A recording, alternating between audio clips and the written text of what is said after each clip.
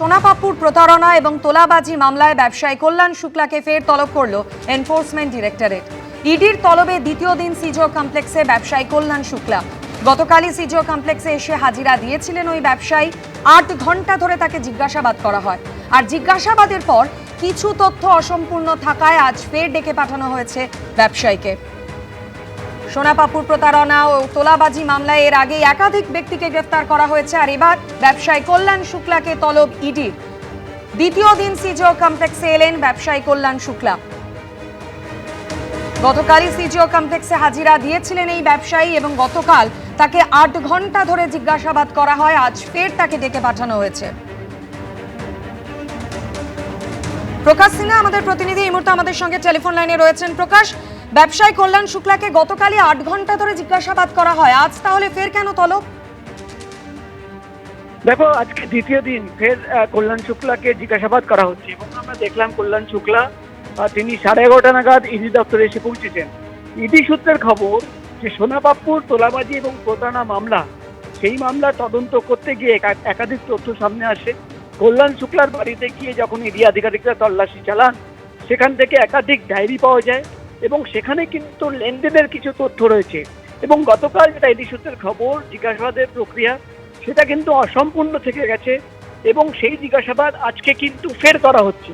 অর্থাৎ কল্যাণ শুক্লার ডায়েরিতে যে হিসেব লেখা রয়েছে, সেই আর্থিক লেনদেনের হিসেব চাওয়ার জন্যই কিন্তু আজকে ফের তাকে জিজ্ঞাসাবাদ করা হচ্ছে। মূলত ইডি আধিকারিকরা দেখতে চাইছেন যে জয়কান্দার, সোনাপাপ্পু বা শান্তনু সিনহা বিশ্বাসের সঙ্গে কল্যাণ শুক্লার কোনো লেনদেন রয়েছে কিনা বা কোনো ধরনের নেক্সাস ছিল কিনা। তোমার মনে থাকবে ইডি তরফে বারবার দাবি করা হয়েছে যে একটা সিন্ডিকেট, পুলিশ এবং প্রমোটারদের একটা সিন্ডিকেট, যেখানে ক্রিমিনালরা ছিল সোনাপাপ্পুদের মতন, তাদের কিন্তু একটা সিন্ডিকেট কাজ করতো, যারা কিন্তু বিভিন্ন জায়গায় জমি হাতিয়ে নিত। এবং যেহেতু টাকার লেনদেনের কিছু তথ্য পাওয়া গেছে, সেই তথ্য সামনে রেখে এবং জয় কামদারের সঙ্গে কল্যাণ শুক্লার একাধিক হোয়াটসঅ্যাপের চ্যাট হিস্ট্রি রয়েছে, সেই তথ্য সামনে রেখে কিন্তু আজকে জিজ্ঞাসাবাদ করা হচ্ছে। তার বয়ান রেকর্ড করার চেষ্টা করছেন ইডি আধিকারিকরা। অর্থাৎ যে প্রশ্ন রয়েছে যে এই সিন্ডিকেটে আরো কারা কারা রয়েছে, সেখানে কল্যাণ শুক্লার কোনো ইনভলভমেন্ট রয়েছে কিনা বা কল্যাণ শুক্লার সঙ্গে কোনো লেনদেনের তথ্য রয়েছে কিনা, সেটা জানার জন্য যেহেতু গতকাল জিজ্ঞাসাবাদের প্রক্রিয়া অসম্পূর্ণ ছিল, তাই আজকে ফের তাকে তলব করা হয়েছিল এবং ইতিমধ্যেই তাকে জিজ্ঞাসাবাদ শুরু করেছেন ইডির গোয়েন্দারা। ধন্যবাদ প্রকাশ। ভোটের আগে বাড়িতে বোমা মজুতের অভিযোগ, গ্রেফতার করা হয়েছে নন্দীগ্রামের দাপুটে তৃণমূল নেতা শামসুল ইসলামকে। পূর্ব মেদিনীপুর জেলা পরিষদের জনস্বাস্থ্য কর্মাধ্যক্ষ পদেও ছিলেন দাপুটে এই তৃণমূল নেতা।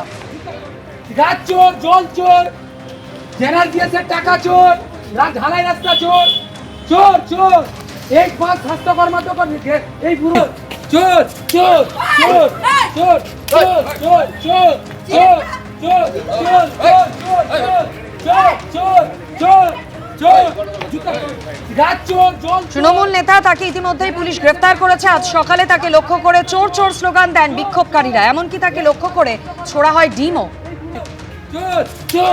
ভোটের আগে বাড়িতে বোমা মজুতের অভিযোগে গ্রেফতার করা হয়েছে পূর্ব মেদিনীপুর জেলা পরিষদের জনস্বাস্থ্য কর্মাধ্যক্ষ পদে আসীন শামসুল ইসলামকে।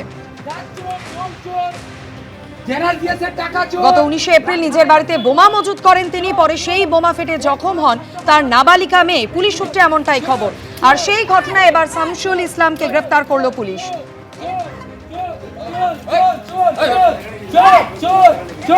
টেলিফোন লাইনে রয়েছেন প্রতিনিধি বিটন চক্রবর্তী। বিটন, শামসুল ইসলাম যাকে পুলিশ ইতিমধ্যে গ্রেফতার করেছে, কি কারণে তিনি বাড়িতে বোমা মজুত করেছিলেন, পুলিশ সূত্রে কি জানতে পারছো? দেখো মাধুরী, তোমাকে জানিয়ে দেখি, এই শামসুল ইসলাম যে হচ্ছে নন্দীগ্রামের একেবারে দাপুটি তৃণমূল নেতা এবং 23-এর আগে যে পঞ্চায়েতের, সেখানে তিনি দাউদপুর গ্রাম পঞ্চায়েত প্রধান ছিলেন এবং 23-এর যে পঞ্চায়েত, সেখানে তিনি কিন্তু জেলা পরিষদের জনস্বাস্থ্য কর্মাধ্যক্ষ। এহেন শামসুলের বিরুদ্ধে যেটা অভিযোগ যে ভোটের আগে তিনি বাড়িতে বোমা মজুত করেছিলেন এবং সেই বোমা ফেটে কিন্তু তারই এক নাবালিকা কন্যা তিনি কিন্তু আহত হয়েছিলেন। এবং সেই ঘটনা তদন্ত করে যেটা পুলিশ জানতে পারে যে শামসুলই সেখানে বোমা মজুত করেছিল এবং ভোটের সেখানে ভয় দেখানোর জন্য এরকমভাবে তিনি বোমা মজুত করেছিলেন। এবং সেই অভিযোগের ভিত্তিতে কিন্তু গতকাল তাকে রাত্রিবেলা বাড়ি থেকে জিজ্ঞাসাবাদের জন্য নিয়ে আসা হয় এবং গভীর রাতে তাকে কিন্তু গ্রেপ্তার করা হয়। এবং এহেন শামসুলকে গ্রেপ্তার করার পর পর তাকে যখন আজকে মেডিকেল করে নন্দীগ্রাম সুপার স্পেশালিটি হাসপাতাল থেকে বের করানো হয়, এবং সেই সময় যে সমস্ত বিজেপি নেতা কর্মীরা সেখানে ছিলেন তারা কিন্তু রীতিমতো চোর চোর স্লোগান দিতে শুরু করে। শুধু তাই নয়, তাকে জুতো দেখানো হয়, এমনকি ডিম ছুড়েও তাকে সেখানে এরকম ভাবে মারা হয়। পরবর্তীকালে পুলিশ সেখান থেকে তাকে নিয়ে আসে এবং আজকে তাকে হলদিয়া মহকুমা আদালতে তোমার তোলা হয়েছে। মাধুরী, ধন্যবাদ বিটন।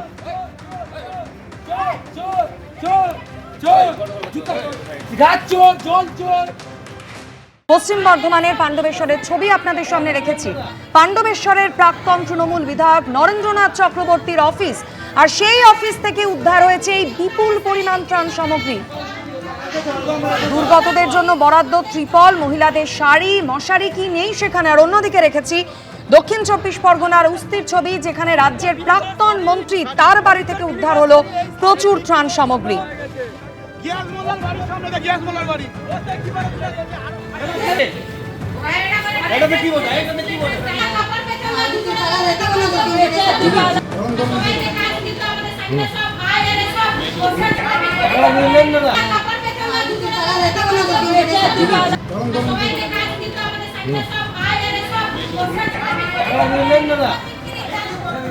পাণ্ডবেশ্বরের প্রাক্তন বিধায়ক নরেন্দ্রনাথ চক্রবর্তী তার বাড়ি এবং বাড়ি লাগোয়া এই যে অফিস, সেই অফিসের এখানেই স্থানীয় মানুষজন আজকে এসে ভিড় করে এবং তার অফিস লাগোয়া যে গোডাউন, সেই গোডাউনে প্রচুর তিরপল পাওয়া যায়। এই যে গোডাউন, এবার এই জায়গায় সরাসরি দেখানোর চেষ্টা করব যে এখানে কম্বল রয়েছে, ত্রিপল রয়েছে, প্রচুর মানুষজন এখানে পুলিশের তরফ থেকে যে পুলিশ দাঁড়িয়ে রয়েছে এখানে তল্লাশি তারপর চালাচ্ছে পুলিশ এসে।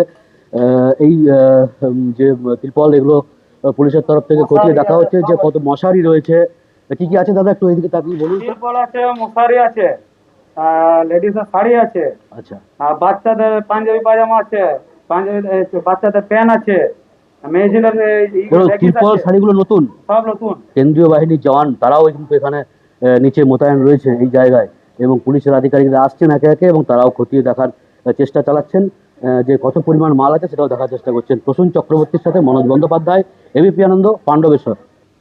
থরে থরে সাজানো ত্রাণ সামগ্রীর বস্তা, স্তূপ করে রাখা ত্রিপল। আপনাদের জানিয়ে নাকি প্রাক্তন তৃণমূল বিধায়ক নরেন্দ্রনাথ চক্রবর্তীর বাড়ি লাগোয়া অফিস থেকে যখন এই বিপুল পরিমাণ ত্রাণ সামগ্রী উদ্ধার হচ্ছে, তখনই অন্যদিকে দক্ষিণ 24 পরগনার উস্তিতে রাজ্যের প্রাক্তন মন্ত্রীর বাড়ি থেকে উদ্ধার হলো প্রচুর ত্রাণ সামগ্রী।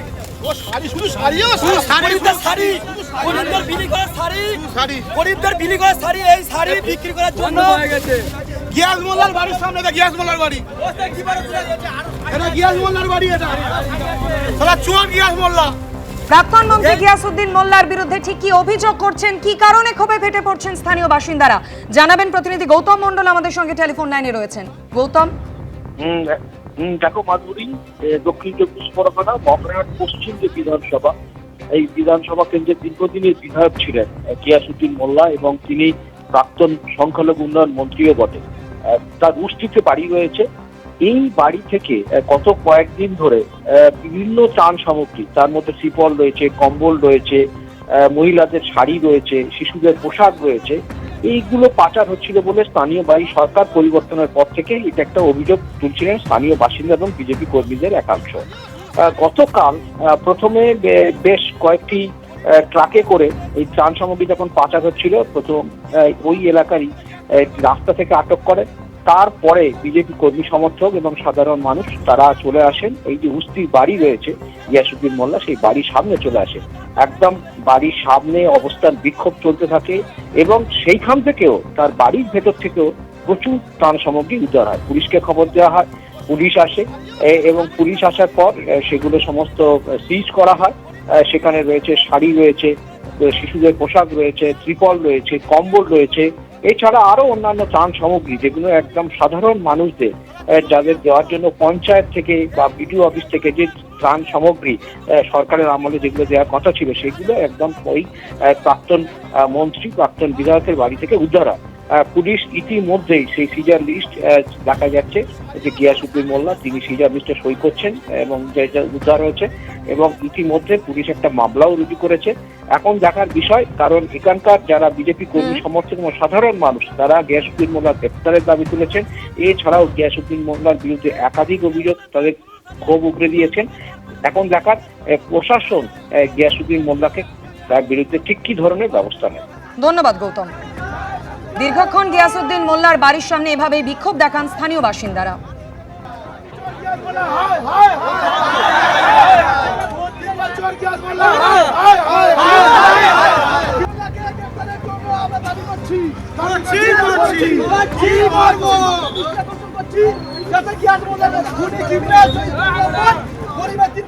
দুই জেলার দুই জায়গার ছবি আপনাদের সামনে রাখবো, যেখানে তৃণমূল বিধায়কদের বিরুদ্ধে দুর্নীতির অভিযোগে ক্ষোভে ফেটে পড়লেন স্থানীয় বাসিন্দারা।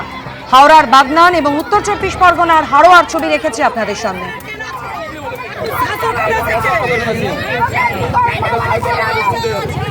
হাওড়ার বাগনানের ছবি দেখতে পাচ্ছেন। তৃণমূল বিধায়ক অরুণাভ সেনকে ঘিরে বিক্ষোভ। বিধায়কের বাড়ির সামনে এসে ঝাঁটা জুতো হাতে মহিলাদের বিক্ষোভ।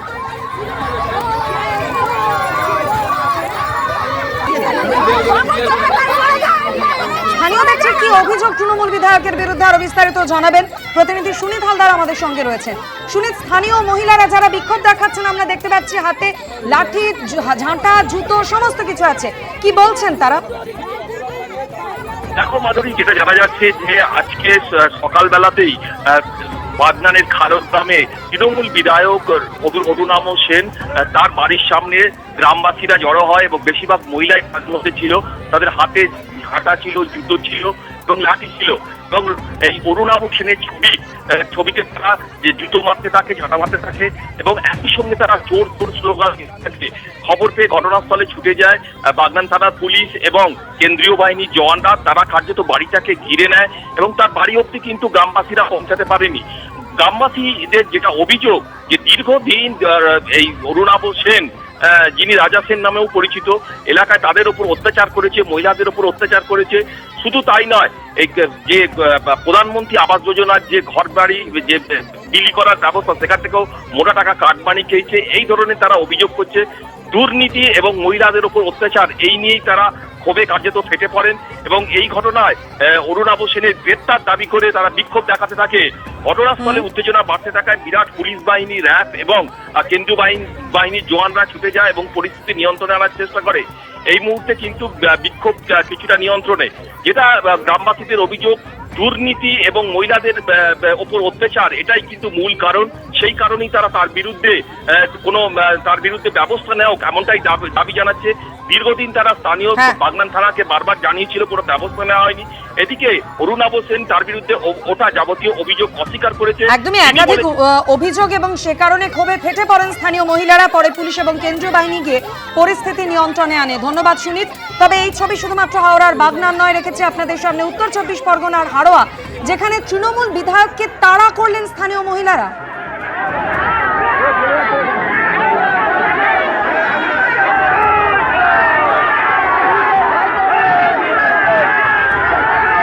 হাড়োয়ার তৃণমূল বিধায়ক আব্দুল মাতিন, কি কারণে তাকে এই পরিস্থিতির মধ্যে পড়তে হলো, বিস্তারিত জানাবেন প্রতিনিধি সমীরণ পাল আমাদের সঙ্গে রয়েছেন।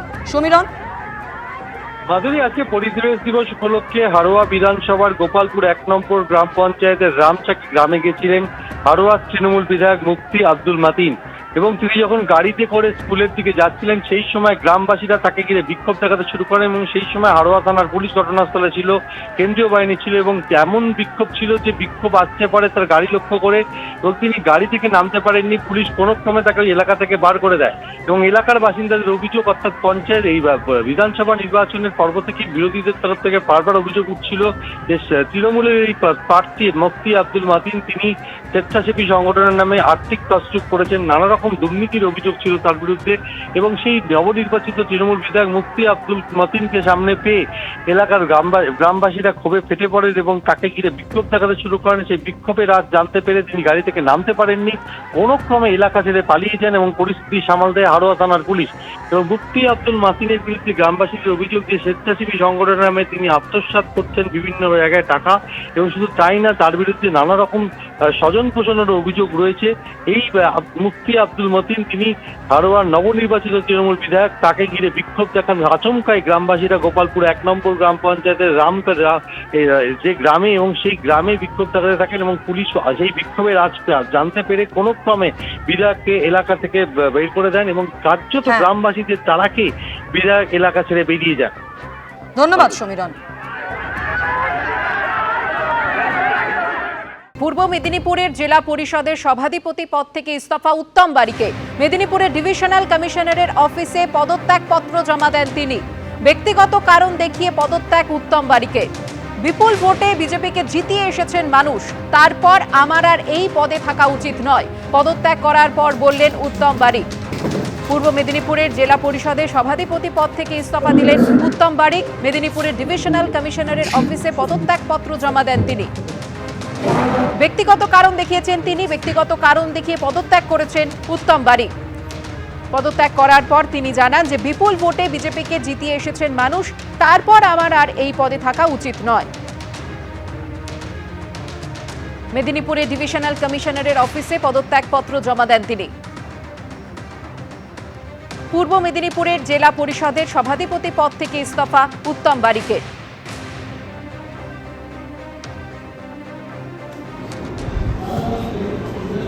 উত্তম বারিক পদত্যাগ করার পর জানিয়েছেন যে বিপুল ভোটে বিজেপিকে মানুষ জিতিয়েছেন, তারপর আমার আর এই পদে থাকা উচিত নয়।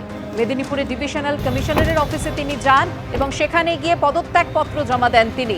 সেই পদত্যাগ পত্রে তিনি ব্যক্তিগত কারণ দেখিয়েছেন।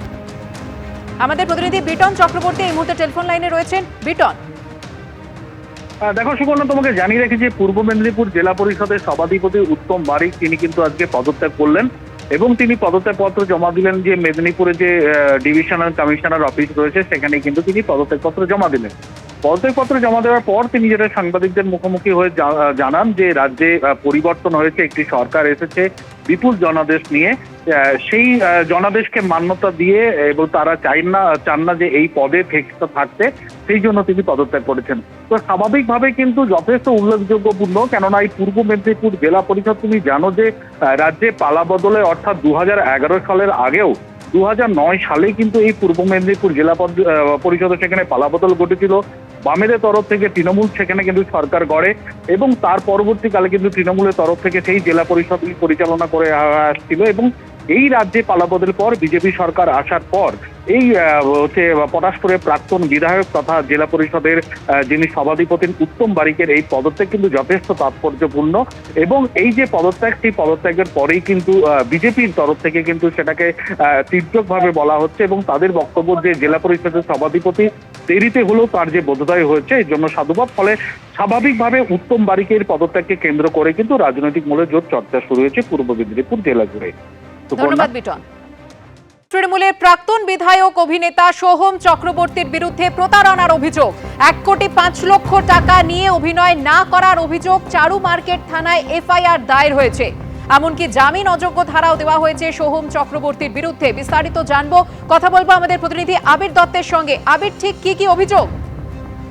দেখো, যেটা জানা যাচ্ছে গত 19 তারিখে একটা লিখিত অভিযোগ জমা পড়ে এবং সেই পরিপ্রেক্ষিতে এফআইআর দায়ের করা হয়েছে এক ব্যক্তি, তার যেটা অভিযোগ যে তার কাছ থেকে 1,05,00,000 টাকা নেওয়া হয়েছে এবং সেটা নিয়েছে সোহম চক্রবর্তী, অভিনেতা, যিনি প্রাক্তন বিধায়ক তৃণমূল কংগ্রেসের। সোহম চক্রবর্তীর বিরুদ্ধেই তিনি কিন্তু লিখিত অভিযোগ করেছেন, সেই মর্মেই এফআইআর হয়েছে এবং একাধিক ধারাতে মামলা রুজু করা হয়েছে বিএনএসে এবং সেখানে জামিন অযোগ্য ধারাও রয়েছে এবং ওই ব্যক্তি যিনি লিখিত অভিযোগ করেছেন সেই পরিপ্রেক্ষিতে ইতিমধ্যে তদন্ত শুরু করেছে চারু মার্কেট থানার পুলিশ এবং এই যে পুরো বিষয়টি যেটা জানা যাচ্ছে লিখিত অভিযোগে তিনি জানিয়েছেন যে সিনেমা করার নামে তার কাছ থেকে টাকা নেওয়া হয়েছিল কিন্তু সেটা করে দেওয়া হয়নি এবং সেই জন্যই এই অভিযোগ করা হয়েছে এবং সেই অভিযোগ করার পর তাকে সেই অভিযোগ করার পরে সেই পরিপ্রেক্ষিতে পুলিশের তরফ থেকে 73 নম্বর কেস, পুলিশের তরফ থেকে সেই মামলা তদন্ত ইতিমধ্যে শুরু করা হয়েছে বলেই জানা যাচ্ছে। ধন্যবাদ আবির। এবিপি আনন্দ, এগিয়ে থাকে, এগিয়ে রাখে।